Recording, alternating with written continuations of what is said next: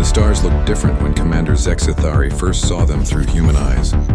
Standing on the observation deck of the diplomatic vessel Harmony's Voice, the tall, graceful alien watched Earth grow larger through the transparent metal windows. Zexathari's species, the Veltar, had been exploring space for over 5,000 years. They had met dozens of intelligent species, and every single one followed the same pattern. First contact always began the same way. The new species would be herbivores or omnivores who preferred plants. They would be peaceful, cooperative, and eager to join the Galactic Confederation. They would gratefully accept protection status and slowly work their way up to junior membership over several centuries. It was a perfect system that had kept peace in the galaxy for 3,000 years. But something felt wrong about these humans. The reports from the advanced scouts worried the Confederation Council. Humans were different. They had evolved from something called persistence hunters, creatures that chased their prey until it collapsed from exhaustion. Their eyes faced forward like predators, not to the sides like proper civilized beings. Worst of all, they ate meat. Not just any meat, but the flesh of other thinking creatures from their own planet. "Sir," said Navigation Officer Kelmara, her voice soft and musical like all Veltar. "We are receiving a transmission from the human vessel." On the main screen, a human face appeared. The creature had dark skin, short black hair, and those disturbing forward-facing eyes. Zexathari noticed the human's teeth when it smiled, sharp, pointed canines designed for tearing flesh. "Welcome to Earth System," the human said. "I'm Admiral Sarah Chen of the United Earth Defense Force. We're honored to meet representatives of the Galactic Confederation." Zexathari activated the translation system and replied, "Greetings. I am Commander Zexathari. We come in peace to evaluate your species for possible inclusion in our Confederation." The human's expression changed slightly. Those predator eyes seemed to focus more intently. "Evaluate? We were hoping to discuss full membership. That is, premature," Zexathari said carefully. "First, your species must prove it can exist peacefully among civilized beings. We offer you protection status while you learn our ways." The silence that followed lasted several seconds. When Admiral Chen spoke again, her voice was cooler. "We appreciate the offer, but Earth doesn't need protection. We've been defending ourselves for thousands of years." After the communication ended, Zexathari felt uneasy. Every other species had been grateful for protection. These humans seemed almost insulted by the offer. The formal meeting took place on the human space station called New Geneva, orbiting Earth's moon. Zexathari arrived with a full diplomatic team, including representatives from 6 other Confederation species. The humans met them in what they called a conference room, but Zexathari noticed something strange. Every human in the room stood differently than civilized beings. They balanced on the balls of their feet, ready to move quickly. Their eyes constantly scanned the room, watching for threats that didn't exist. Dr. Elena Vasquez, Earth's lead diplomat, presented humanity's request for full Confederation membership. She was smaller than Admiral Chen, but carried herself with the same predatory confidence. As she spoke, Zexathari studied the data pad in front of him, reading the advance team's full report about humanity. The facts were disturbing. Humans had spent their entire history at war. Not occasional conflicts like civilized species, but constant brutal warfare. They had weapons designed specifically to kill other humans. They had something called military academies where they taught their young how to fight more effectively. Most shocking of all, they seemed to enjoy competition and conflict. "Your species shows remarkable technological advancement," Zexathari said when Dr. Vasquez finished her presentation. "However, the Confederation has concerns about human aggression." Aggression. Dr. Vasquez tilted her head slightly. "Could you be more specific?" "Your history is filled with violence. Your people seem unable to live in peace even with each other. How can we trust you to coexist with other species?" Admiral Chen leaned forward. "Commander, every species has conflicts. The difference is that we learn from them. Every war teaches us something new about survival and adaptation." "Survival and adaptation," repeated Dr. Thaisara, the insectoid representative from the Korth Empire. "These are not the concerns of civilized beings. Civilized beings seek harmony and stability. Harmony and stability don't help much when someone decides to attack you," Admiral Chen replied. "What happens when your peaceful system meets something that doesn't want to be peaceful?" The question hung in the air.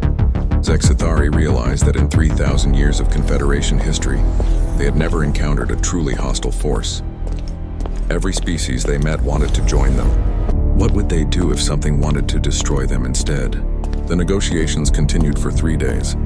The humans presented evidence of their technological capabilities, their social structures, and their philosophical systems. But every presentation reinforced the same disturbing truth. Humanity was a species of predators trying to pretend they could be civilized. On the final day, the Confederation team met privately aboard their ship. The discussion was heated by their standards, which meant voices were slightly raised and some individuals expressed mild disagreement. "They are clearly intelligent," said Dr. Thaisara. "But intelligence without wisdom is dangerous. Their entire culture celebrates violence. They have arts, literature, music," argued Sub-Commander Kel Enos, the youngest member of the team. "They cannot be purely violent. Even their entertainment involves conflict," Sexthari pointed out. "They have something called sports, where individuals or groups compete against each other for no practical purpose except to prove dominance." Dr. Thaisara's antennae twitched with distaste. The Korth Empire has dealt with aggressive species before. Perhaps a demonstration of superior force would encourage them to accept protection status gracefully. Sexthari considered this. The Korth were the newest members of the Confederation, having joined only 50 years ago. They had been more warlike than most species, but even they had quickly adapted to civilized ways once they understood the benefits of cooperation. "A small show of force might be appropriate," he agreed. "Nothing harmful, just enough to demonstrate that resistance is futile." The final meeting was brief. Dr. Vasquez and Admiral Chen listened politely as Sexthari explained the Confederation's decision. Humanity would be offered protection status. They could begin trading with Confederation worlds and slowly prove their worthiness for junior membership over the next 2 to 3 centuries. "And if we refuse?" Admiral Chen asked. "Refusal is not practical," Sexthari said gently. "You are one young species. We are 12 advanced civilizations with thousands of years of experience.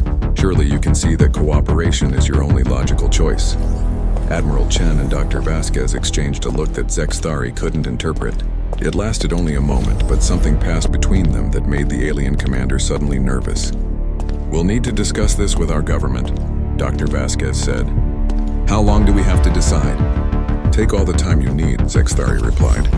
"But understand that the offer of protection may not remain available indefinitely. The galaxy can be a dangerous place for unprotected species." As the human delegation left, Admiral Chen paused at the door. "Commander, you've been very educational. We've learned a lot about the Confederation's methods." After the humans were gone, Sexthari felt that strange uneasiness again. Something about the way Admiral Chen had said educational bothered him. It sounded less like gratitude and more like the humans had been studying their potential enemies. But that was impossible. No species had ever refused Confederation protection, and certainly no single world could pose a threat to 12 advanced civilizations. Could it? 3 weeks after the failed negotiations, Captain Sarah Chen stood on the bridge of the colony ship New Horizon, watching her crew prepare for another day of routine travel to the Kepler system. The massive vessel carried 15,000 colonists and their equipment to establish humanity's first settlement outside the solar system. It was supposed to be a peaceful mission, a symbol of human expansion into the galaxy. Sarah had been Admiral Chen's daughter before she became a starship captain. She understood that their family name carried weight in the Earth Defense Force, but she had earned her position through merit. The colonists trusted her to get them safely to their new home, and she intended to keep that promise. "Captain," called Lieutenant Rodriguez from the sensor station, "I'm reading multiple contacts approaching from the asteroid field. They're not responding to our hails." Sarah moved to the tactical display. 6 ships were emerging from behind the large asteroids, moving in perfect formation toward the New Horizon. The vessels were angular and aggressive looking, nothing like the graceful curves of Confederation ships they had seen during negotiations. "Those are Korth Empire designs," said Commander Brooks, Sarah's first officer. "What are they doing out here?" Before Sarah could answer, the communication system activated. The face that appeared on screen was insectoid with compound eyes and mandibles that clicked when it spoke. Sarah recognized it as one of the Korth representatives from the failed negotiations. "Human vessel," the alien said. Its voice translated into flat, emotionless English. You will surrender immediately. Your species has been designated as a threat to galactic peace. Prepare to be taken into protective custody. Sarah felt something cold settle in her stomach. This is Captain Chen of the New Horizon. We are a civilian vessel carrying colonists. We pose no threat to anyone. All humans are threats, the Korth replied. Your aggressive nature cannot be allowed to spread. Surrender now, and you will be relocated to a secure facility where you can be properly supervised. The connection ended. Sarah stared at the blank screen for a moment, then turned to her crew. She saw her own thoughts reflected in their faces. The aliens had decided to solve the human problem by force. Captain, Lieutenant Rodriguez said urgently, they're powering weapons. Sarah's training took over. The New Horizon wasn't a warship, but it had defensive systems and the basic armaments required for asteroid clearing. More importantly, it had a human crew. All hands to battle stations, she announced over the ship's communication system. This is not a drill.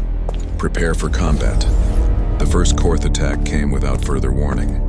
Energy beams struck the colony ship's shields, causing the entire vessel to shudder. Sarah gripped her command chair as the lights flickered. Shields down to 60%, reported Chief Engineer Martinez from the engine room. They're using some kind of focused plasma weapon. Our shields weren't designed for this kind of punishment. Sarah studied the tactical display.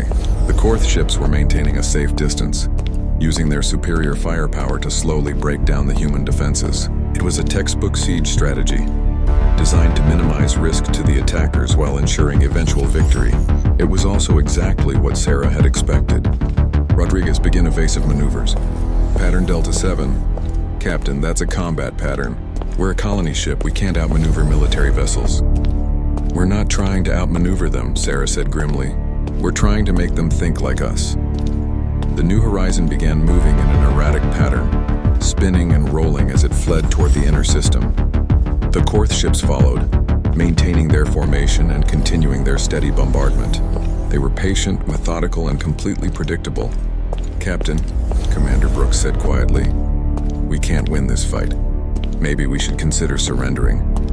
Sarah looked at her first officer, then at the rest of her bridge crew. Commander, how many species do you think have surrendered to superior force throughout galactic history?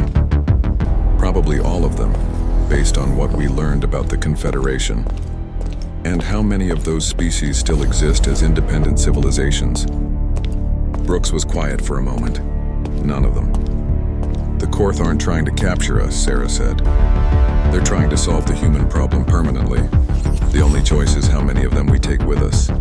She opened a channel to the entire ship. All hands, this is the captain. We are under attack by Korth Empire forces. Our situation is critical. However, I want every person on this ship to remember something important.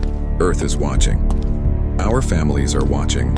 And most importantly, every other human ship in space is watching. She paused, looking at the tactical display where the Korth ships continued their methodical approach. We are the first humans to face alien aggression. How we respond here will determine how humanity is treated for generations to come. We can show them that humans are weak and can be easily defeated, or we can show them that attacking humanity comes with a price. The ship shuddered again as more plasma beams struck the weakening shields. All sections implement Protocol 7. Engineering, prepare for emergency power transfer. Weapons, target the lead Korth vessel. When I give the order, we're going to teach these aliens something about human warfare. Protocol 7 was a desperate tactic developed by Earth's military strategists. If a human ship was going to be destroyed anyway, it should be destroyed in a way that provided maximum intelligence value to other human forces. Captain, Engineer Martinez called over the comm. I can give you one good power surge, but it'll overload our main systems. We'll be dead in space afterward. How long will the surge last? Maybe 30 seconds of full power to all systems. Sarah nodded. That's all we need. Rodriguez, prepare to record everything. I want detailed scans of their ship designs, weapon signatures, shield frequencies, and tactical patterns. When we're gone, this information goes to Earth. The New Horizon continued its apparently desperate flight for another 10 minutes. The Korth ships closed the distance, confident in their inevitable victory. Their plasma weapons had reduced the human shields to 15%, and their formation remained perfect. Now, Sarah said quietly, several things happened at once. The New Horizon suddenly stopped its evasive maneuvers and spun around to face its attackers. Emergency power flooded into every system, bringing weapons, sensors, and engines to maximum capacity. The ship's entire sensor array focused on the Korth vessels, recording every detail of their construction and capabilities. And then the colony ship did something that violated every principle of civilized warfare. Instead of trying to fight a hopeless battle, the New Horizon accelerated directly toward the lead Korth vessel. Not firing weapons, not demanding surrender, but simply flying straight at the enemy ship at maximum speed. The Korth commander had never seen anything like it. In 3,000 years of Confederation history, no ship had ever used itself as a weapon. The concept was so alien that the Korth tactical computers couldn't process it. By the time the Korth ships realized what was happening and tried to move out of the way, it was too late. The New Horizon, massive and moving at tremendous speed, struck the lead Korth vessel, and both ships were destroyed in a brilliant explosion. The remaining 5 Korth ships retreated immediately, their confidence shattered. They had won the battle by destroying the human ship, but they had lost something more important: their sense of safety. The humans had proven they were willing to die to hurt their enemies. The last transmission from the New Horizon reached Earth 3 days later. It contained detailed information about Korth ship designs, weapons, tactics, and most importantly, their psychological profile. Admiral Chen read his daughter's final report in his office, noting her clinical analysis of enemy capabilities and her recommendations for future engagements. At the end of the report was a personal message. "Dad, they think we're like every other species they've conquered. They're wrong. Show them what humans do to things that threaten our families." Admiral Chen closed the file and activated his communication system. "All Earth Defense Force commanders report to strategic planning immediately. We have a war to win." 6 months after the destruction of the New Horizon, Dr. Ilara Kim stood in her laboratory aboard the research station Darwin, studying the remains of Korth technology that human forces had captured in their latest raid. The war had spread across 3 star systems now, and every engagement taught humanity something new about their alien enemies. Ilara had been Earth's leading xenobiologist before the war started. Now she was something else entirely. Humanity's specialist in understanding how to kill aliens more effectively. The transition had been surprisingly easy. "Doctor," called her assistant, Lieutenant Park, from across the lab. "The latest batch of tissue samples are ready for analysis." Ilara nodded and moved to the examination table, where several pieces of Korth anatomy waited. She had learned more about alien biology in 6 months of war than the Confederation had shared in centuries of peaceful contact. Fear was an excellent teacher. The Korth were insectoids, but unlike Earth insects, they had evolved from social prey species. Their entire nervous system was designed around collective decision-making and conflict avoidance. Individual Korth soldiers were actually incapable of making independent tactical decisions. They required constant communication with their command structure to function effectively. "Their weakness is obvious," Ilara muttered as she examined a Korth neural cluster under the microscope. "Disrupt their communications and they become confused. Separate them from their group and they panic." But the Korth weren't the only enemy anymore.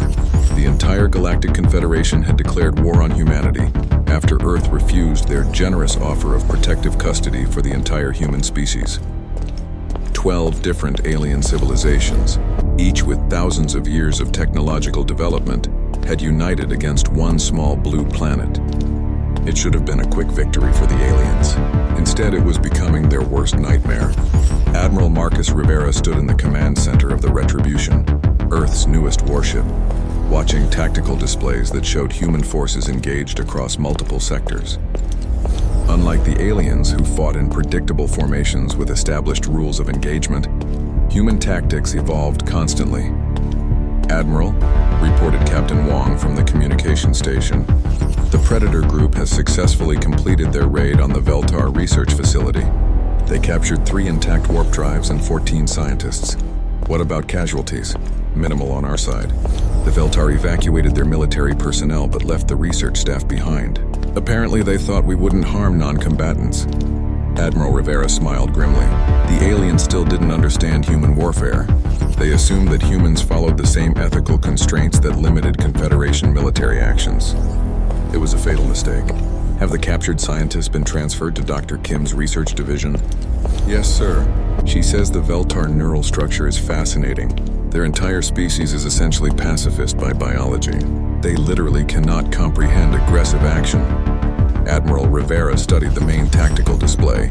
Red dots marked Confederation forces while blue dots showed human positions. To an outside observer, the humans appeared hopelessly outnumbered. But the Admiral saw something different. A three-dimensional chess game where humans had learned the rules while their opponents were still playing checkers. Captain Wong, open a channel to Colonel Morrison's strike force. The face that appeared on screen belonged to a man who had been changed by 6 months of constant warfare. Colonel James Morrison had led more raids behind enemy lines than any other human commander. His troops called him Reaper because he specialized in missions that other commanders considered impossible.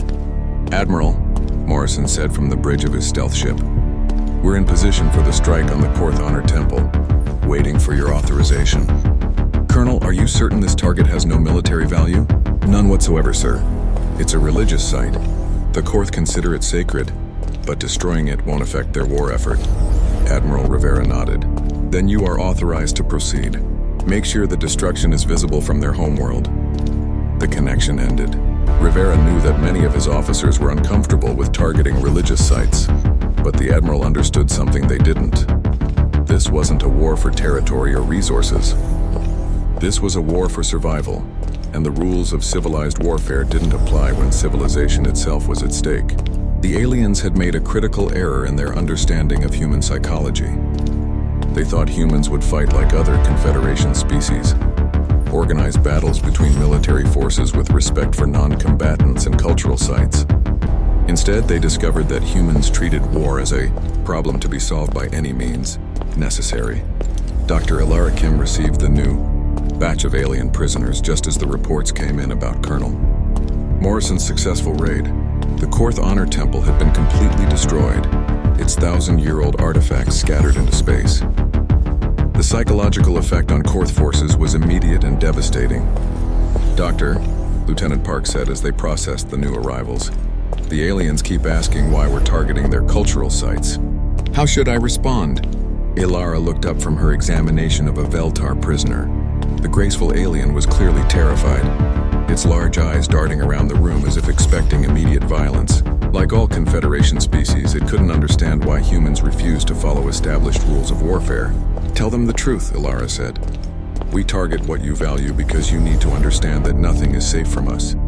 Your temples, your art, your histories. If you threaten our families, we will take everything from you. The Veltar prisoner made a sound that the translator rendered as a whimper. But that is not civilized. There are laws, agreements, traditions about proper conduct in warfare. Those are your laws, Ilara replied calmly. We never agreed to them. You want to destroy our species, so we'll show you what that actually means. She turned back to her work, but the alien continued to speak. Your species cannot survive against the entire Confederation. Even if you win individual battles, we have thousands of worlds, billions of ships, technologies you cannot imagine. Surrender now and you will be treated mercifully. Ilara paused in her analysis. You still don't understand, do you? This isn't about winning or losing. This is about making sure that attacking humanity costs more than you're willing to pay. She activated a holographic display showing the current state of the war. Red areas marked Confederation territory while blue showed human-controlled space. The blue was much smaller, but it was spreading. 6 months ago, your Confederation controlled this entire region of space, Ilara said, pointing to the display. Now you've lost 12 major installations, 3 research facilities, and one of your most sacred sites. Your casualty rates are increasing while ours are decreasing. Do you know why? The Veltar shook its head confused. Because we learn faster than you do. Every battle teaches us something new about your technology, your tactics, your psychology. But you keep using the same strategies that worked against other species. You can't adapt because your entire civilization is built around avoiding conflict, not winning it. Dr. Ilara Kim was correct, but she didn't know how correct. At that moment, the Confederation Council was meeting an emergency session on the capital world of Nexus Prime. 12 different species sat around a circular table, each more desperate than the last. Commander Zexthari, the Veltar diplomat who had first contacted humanity, addressed the assembly. The human expansion continues. They have established footholds in 3 of our outer systems and show no signs of slowing their advance. Their casualties must be enormous, insisted Dr. Thaisara, the Korth representative. No species can sustain such aggressive tactics indefinitely. According to our intelligence, human casualties are actually decreasing, Zexthari replied. They are becoming more efficient at killing us while losing fewer of their own forces. The silence that followed was profound. Every species around the table had evolved from prey animals. Their ancestors had survived by hiding, by cooperating, by avoiding predators. None of them had any experience dealing with a predator that had learned to hunt civilizations. Perhaps, said the elderly representative from the Zephyrian Collective, it is time to consider negotiation. Negotiation? Dr. Thaisara's antennae twitched with agitation. They are a single planet. We are 12 advanced civilizations. A single planet that has proven it can hurt us, the Zephyrian replied sadly. Every day we continue this war, we lose more of what we have built over millennia. How much are we willing to sacrifice to prove our superiority over creatures who don't care about being superior? The question hung in the air like a death sentence. For the first time in 3,000 years, the Galactic Confederation was learning what it meant to be hunted. General Chen Wei stood before the massive holographic display in the Strategic Command Center, buried deep beneath the mountains of Colorado. The display showed the entire galaxy, with red zones marking Confederation territory and blue zones showing human-controlled space. What worried the aliens most wasn't how much blue there was, but how fast it was spreading. Chen Wei was Admiral Chen's father and Sarah Chen's grandfather. He had been retired from military service when the war began, but the death of his granddaughter aboard the New Horizon had brought him back to active duty. Now he commanded all human military forces with a cold efficiency that terrified even his own officers. General, called Colonel Lisa Rodriguez from her station. Long-range sensors are detecting massive fleet movements throughout Confederation space. It looks like they're preparing something big. How big? Chen asked without taking his eyes off the main display. At least 300 ships converging on Earth from multiple directions. This isn't another raid or testing attack. They're coming for our homeworld. Chen Wei nodded slowly. This was the moment he'd been preparing for since the war began. The aliens had finally decided to solve the human problem by striking at its source. They were going to attack Earth itself. Activate Protocol Omega, he said quietly. The command center fell silent. Every officer knew what Protocol Omega meant. Total war. No rules, no limits, no mercy. Humanity would either survive this war or make sure the galaxy remembered what happened to species that tried to exterminate them. Sir, Colonel Rodriguez said carefully, are you certain? Protocol Omega authorizes strikes against civilian targets, cultural sites, and non-military installations throughout Confederation space. Colonel, they are coming to destroy our homeworld, our families, our children, our entire civilization. Do you think they plan to follow civilized rules of warfare? Rodriguez was quiet for a moment. No, sir. Then we won't either. Send the authorization codes to all human commanders. As of this moment, nothing in Confederation space is off limits. Across the galaxy, human strike forces received their new orders with grim satisfaction. For 8 months, they had been fighting a limited war, trying to prove that humanity could be reasonable even while defending itself. Now the constraints were removed. Captain Lisa Rodriguez commanded the stealth ship Ghost, one of Earth's most advanced vessels. She was Colonel Rodriguez's younger sister, and like many humans, the war had changed her in ways she was still discovering. When the new orders came through, she was preparing to raid a Korth military supply depot. Instead, she found herself looking at a much more interesting target. Captain, her navigation officer said, we're receiving targeting data for the Veltar Cultural Preservation Center. According to intelligence, it contains the collected art and literature of over 40 different species.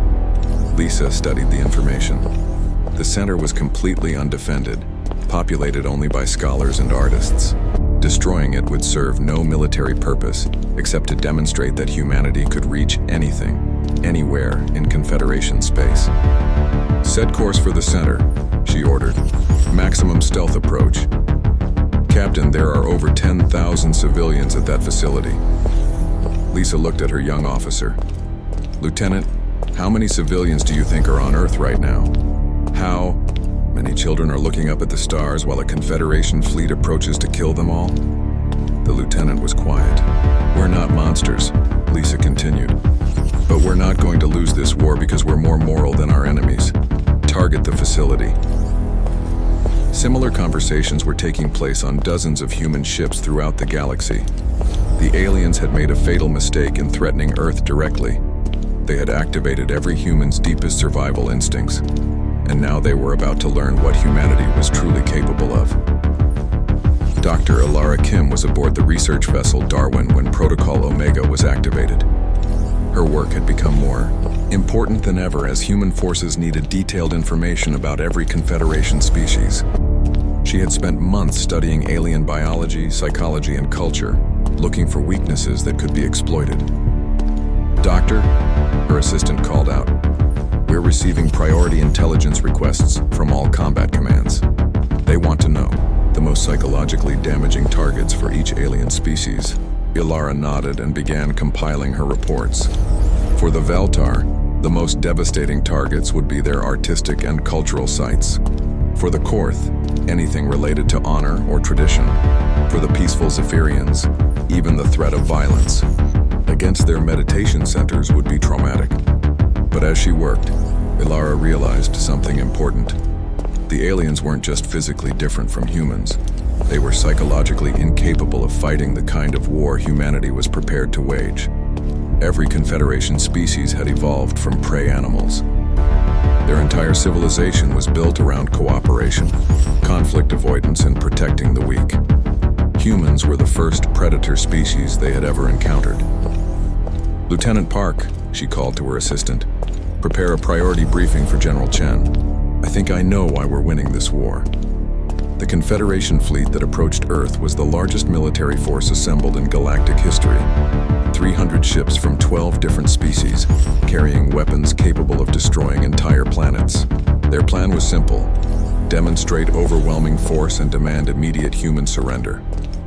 If Earth refused, they would reduce the planet to ash as an example to any other species that might consider resisting Confederation authority. Admiral Kenthara of the Veltar commanded the fleet from his flagship Eternal Peace.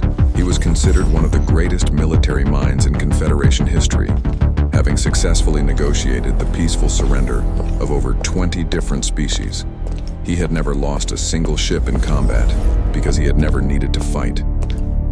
The mere sight of his fleet was enough to convince any reasonable species to surrender. But as the fleet approached Earth's solar system, Admiral Kenthara began receiving reports that confused him. Human ships weren't massing to defend their homeworld. Instead, they seemed to be scattered throughout the galaxy, attacking targets that made no strategic sense. Admiral, his intelligence officer reported, the humans have destroyed the Veltar Cultural Center, 3 Korth honor temples, and the Zephyrian Great Library. They're also attacking civilian shipping lanes and research stations. But those targets have no military value, Admiral Kenthara said, confused. Why would they waste resources on meaningless destruction when their homeworld is under threat? His tactical advisor, a young Veltar named Zex Mali, studied the reports carefully. Sir, I think they're trying to make us angry, force us into making mistakes. Anger is not a factor in military planning, the Admiral replied firmly. We will proceed with the original plan. Once Earth sees our fleet, they will surrender just like every other species. But as they entered the outer edge of Earth's solar system, Admiral Kenthara received a transmission that changed everything. The message came from Earth's moon, where a massive human base had been constructed during the war. The face on the screen belonged to General Chen Wei, and his expression was completely calm as he spoke. Admiral Kenthara, I presume. Welcome to human space. I am General Chen Wei, commander of Earth's Defense Forces. I have a message for you and your fleet. The Admiral activated his reply system. General Chen, I am authorized to accept your immediate surrender. Your fleet cannot possibly stand against our combined forces. Surrender now and your species will be relocated to suitable worlds where you can live under proper supervision. General Chen's expression didn't change. Admiral, you've made several mistakes in your planning. First, you assume we're going to fight you in space around Earth. Second, you assume we care more about our homeworld than we do about hurting your civilizations. And third, you assume we fight like civilized beings. Before Admiral Kenthera could respond, General Chen continued. Right now, human forces throughout the galaxy are destroying everything your species have built over thousands of years. Your art, your history, your sacred sites, all of it is being systematically eliminated. You have one choice: withdraw your fleet immediately, or watch your entire civilization burn while you're stuck here fighting us. The transmission ended. Admiral Kenthara stared at the blank screen, struggling to understand what he had just heard. No species had ever threatened to destroy civilian targets during warfare. It was unthinkable, uncivilized, monstrous. Sir, his communications officer called out urgently, we're receiving distress calls from throughout Confederation space. The humans are attacking everything. Military targets, research facilities, cultural sites, even passenger ships. Admiral Kenthera felt something he had never experienced before: panic. His species had spent 3,000 years building their civilization, creating art and literature and scientific wonders. Now a pack of primitive predators was destroying it all while he watched helplessly. Sir, Zexamali said quietly, perhaps we should consider withdrawing. We can protect our homeworlds and rebuild our defenses. We cannot retreat from a single planet, Admiral Kenthara snapped. The entire galaxy is watching. If we show weakness now, every species will think they can resist Confederation authority. But even as he spoke, more reports arrived. The humans weren't just attacking Ray. 5 years had passed since the Confederation fleet withdrew from Earth's solar system without firing a single shot. Admiral Kenthara had faced an impossible choice: watch his civilization burn while he fought a meaningless battle, or preserve what remained of Confederation culture by accepting human terms. He chose survival, and the galaxy had never been the same. Ambassador Elena Vasquez sat in the council chambers of New Geneva Station, looking across the negotiating table at the same alien leaders who had once dismissed humanity as a primitive species requiring protection. The power dynamic had completely reversed. Now the aliens sought protection from humanity. The terms are simple, Elena said, reviewing the final peace treaty on her datapad. Full recognition of human sovereignty over all territories we currently control. Reparations for the attack on the New Horizon, and subsequent military actions. And most importantly, restructuring of the Galactic Confederation under human military leadership. Commander Zexthari, older and much wiser than he had been during first contact, nodded slowly. The Confederation Council has agreed to these terms. However, many of our species have concerns about human methods of governance. Elena smiled, but it wasn't entirely friendly. Commander, your species had 3,000 years to prove that peaceful cooperation could maintain galactic stability. It took exactly 1 year of human involvement to demonstrate the flaws in that system. Dr. Thisara, the Korth representative, shifted uncomfortably in her chair. But surely you understand our concerns. Human warfare tactics are unprecedented. Attacking civilian targets, destroying cultural sites, refusing to acknowledge surrender when it suits your purposes. All effective strategies when fighting for survival, Elena replied calmly. But you're missing something important. We only use those tactics because you forced us to. When species cooperate with us, we protect them. When they threaten us, we eliminate the threat completely. She activated a holographic display showing the current state of the galaxy. Human-controlled space had expanded dramatically, but several alien territories remained autonomous under human protection.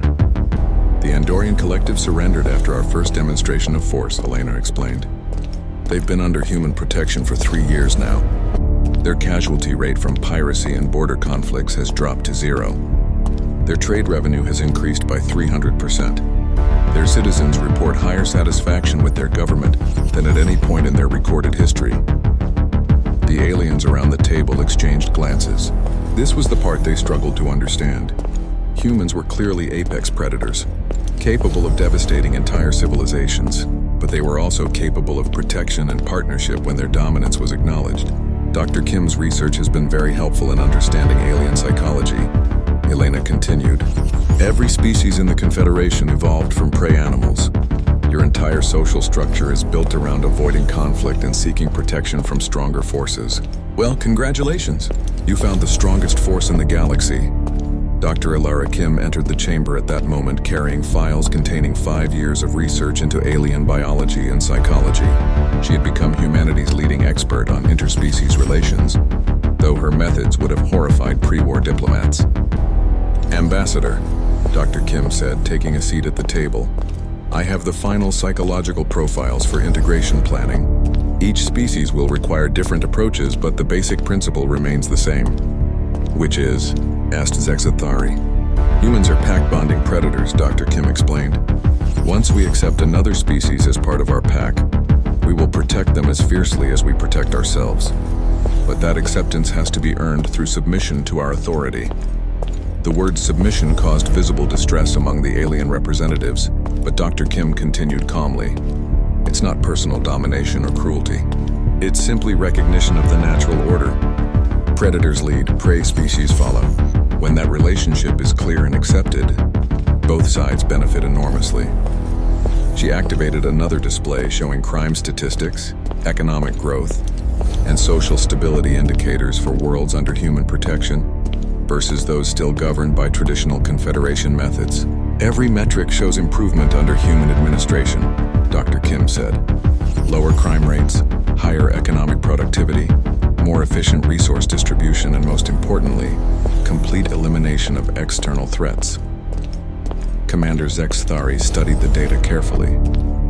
But what about species that refuse to accept human authority? What happens to them? Elena and Dr. Kim exchanged a look. It was a question they had hoped wouldn't be asked directly, but they were prepared to answer it. The hegemony of worlds tried to establish an independent alliance outside human influence 2 years ago, Elena said quietly. They declared that they would never submit to predator dominance and called for a crusade to restore prey species independence. What happened to them? Dr. Thisara asked, though her tone suggested she already knew. They don't exist anymore, Elena replied matter-of-factly. General Chen's forces eliminated their entire military infrastructure in 6 weeks.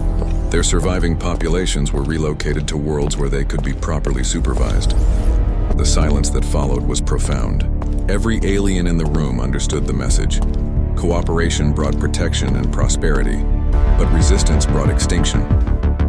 General Chen Wei stood in the command center of the orbital defense platform Guardian, watching Earth turn slowly below him. At 85 years old, he had become the most feared military commander in galactic history. But he had also become something else, the protector of a peaceful galaxy. General, called Admiral Rodriguez from her position at the tactical display. We're receiving a distress call from the Outer Rim. Unknown vessels are attacking the Zalarian trade convoy. Chen Wei turned to study the tactical information. The attackers were using technology he didn't recognize, which meant they were from outside the known galaxy. New predators testing the boundaries of human space. Admiral dispatched the Third Fleet to respond. Rules of engagement are clear. Identify the attackers, determine their intentions, and eliminate them if they pose a threat to our protected species. Yes, sir. Should we attempt communication first? Chen Wei considered this. Admiral, what did Dr. Kim's research tell us about first contact protocols? Unknown species should be approached with the assumption that they're predators until proven otherwise. Demonstrate strength immediately to establish proper hierarchy. Correct. Have the Third Fleet begin with a show of force. If the attackers withdraw, we'll attempt communication. If they continue hostile actions, eliminate them completely. Admiral Rodriguez nodded and began issuing orders. She was Admiral Chen's daughter and General Chen's granddaughter, continuing the family tradition of military service. But unlike her predecessors, she was commanding forces designed to protect rather than conquer. The irony wasn't lost on any of them. Humanity had become the galaxy's ultimate predator by accident. They had been forced into the role by alien aggression, but once they accepted it, they discovered something important. Predators who chose to protect rather than exploit their prey created the most stable ecosystems. Dr. Elena Vasquez, now Secretary General of Galactic Affairs, received the final signatures on the new Confederation Charter in her office aboard New Geneva Station. The document formally established human military supremacy over galactic civilization, but it also guaranteed protection and autonomy for all member species. The charter is now in effect, she announced to the assembled alien representatives. The old Confederation is officially dissolved. The new Confederation operates under human authority with the mission of protecting all member species from external threats. Commander Zexthari, now serving as the Veltar liaison to Human Command, spoke for the assembled aliens. Secretary General, our species have agreed to these terms because we have seen the results of human protection. But many of our citizens still have concerns about living under predator authority. Elena nodded understandingly. Commander, I want you to remember something. 5 years ago, your species faced a choice. Accept human authority or face extinction. You chose survival, and what happened? Our worlds are safer than they have been in centuries. Our trade networks are more efficient. Our scientific research has advanced faster than ever before. And most importantly, our children sleep peacefully, knowing that nothing in the galaxy can threaten them while humans stand guard. Elena smiled, and this time it was genuinely warm. That's the point, Commander. We're not your conquerors, we're your guardians. The strongest predators in the galaxy have chosen to use their strength to protect rather than destroy. She looked around the room at the assembled alien representatives, seeing the mixture of fear and gratitude in their expressions. But never forget, she added quietly, that protection comes with a price. As long as you acknowledge human authority and contribute to galactic stability, you will be protected absolutely. But if any species ever threatens our pack again, she didn't need to finish the sentence. Everyone in the room remembered what had happened to the hegemony of worlds.